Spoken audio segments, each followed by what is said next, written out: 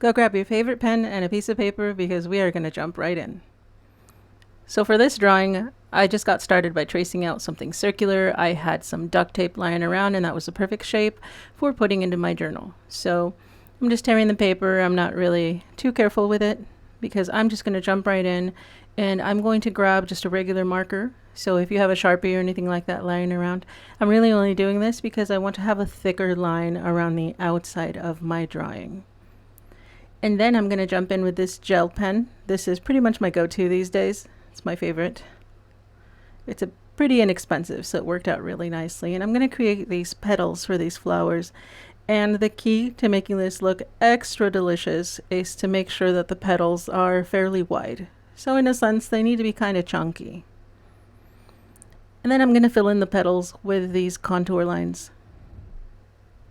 That way it makes them look like they're popping, like they're really coming out of the page like that. Now the key to these petals to make them look extra good is to make sure that your contour lines vary. So here's what I mean. If you watch the way that I add the lines into the petals, you'll notice that for the most part, at the center of the petal, the lines are spaced apart ever so slightly. And yet, as I work my way out towards the edge of the petal, the lines get closer to each other. Again, that's because these are contour lines, and what I'm trying to make it look like is that these have dimension. And by doing this, spread apart at the center and it's getting closer towards the outside, it's going to make them look like they really do have a nice dimensionality to them. And so I'm just going to add more petals, basically a second layer of petals to each of these flowers. And if you're interested in these pens that I'm using, like I said, they're fairly inexpensive. It's about 20 cents per pen, I think is what it turns out to. And I will link them in the description if you are interested in these pens.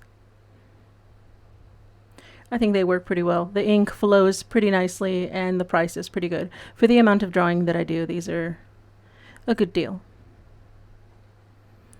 So I'm just going to continue adding more petals. I think the flowers looked fine before with just the 5 petals, but I really like it when the flower looks very full. And so just adding a few petals around the outside just really helps.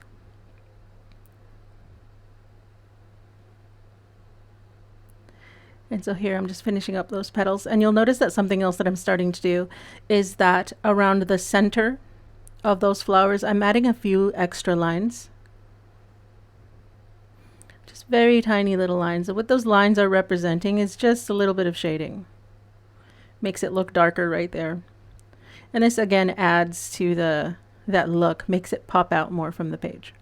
Because I think in this drawing I am choosing not to use any graphite at the end to do any kind of shading. So I am choosing to use the ink to help me create that effect. And so here I'm working on the 3rd flower. This is pretty much going to be all of the flowers that I add into the drawing because I'm going to do something a little bit different with the other half of the circle.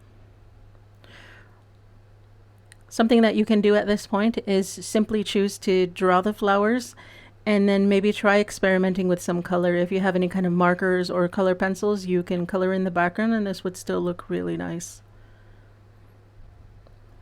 I'm thinking of doing that in the next iteration of this drawing that I do.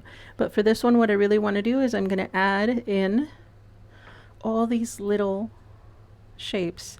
And the first, they look like these long teardrops, but I guess what they're representing for me are leaves.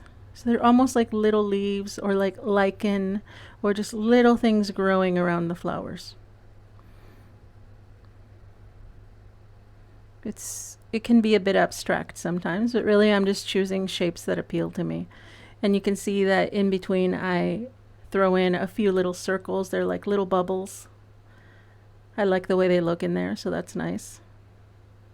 And then any spaces where I can't really fit any shapes into, I just fill it with black.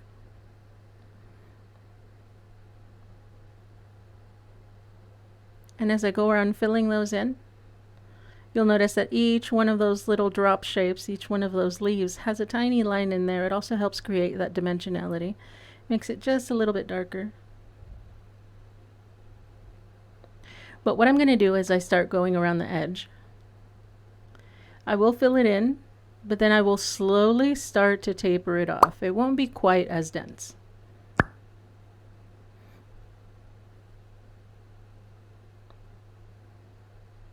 So around the top here, that's what I'm going to do. I'm adding in those dark lines because I want to make it look like it's a little bit darker there. And then here are my tiny leaves with a few circles. Because what I want to do at the top here is I'm going to start filling it in with some black. And so the growth, or those leaves that are going to be up there, are going to be spread apart just a tiny bit. Because my intention back there is to create a very dark contrasting zone.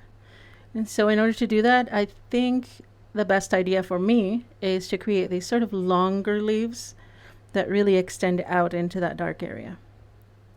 And I'm only filling in between right now just a little bit with the pen, because what I'm going to do is I'm going to come in later and use the marker to really fill in those wider areas. It can be a bit tedious using the pen to fill the wider areas, so I'm just going to use the marker when I come back in later. Just adding more of those same elements. You'll notice that I'm keeping it fairly simple here. I'm just using 3 flowers,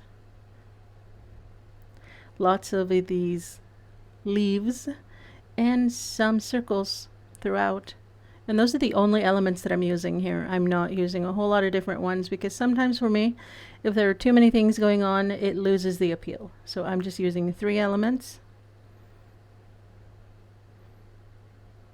I'm just seeing where that takes me.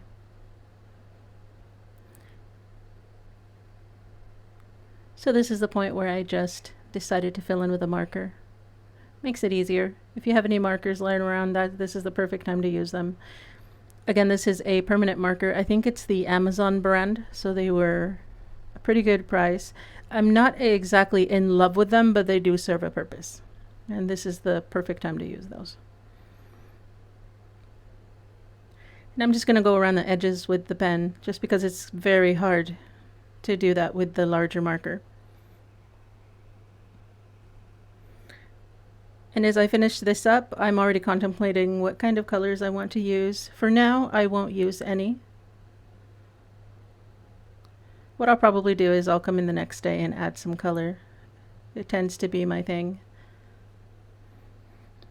And just to finish off the look, I'm going to add some circles around the edge. It's almost going to complete the look of it being framed, just to give it that nice little touch. And this can stay like this, just ink. It looks great like that. You can use markers, color pencils, anything you like. Just have fun with it. If you try any of these designs in your drawings, please go ahead and tag me. I am on Instagram. You can find me there. And my handle there is the same. So I hope you give this a try. It's a lot of fun. And I will see you guys in the next one.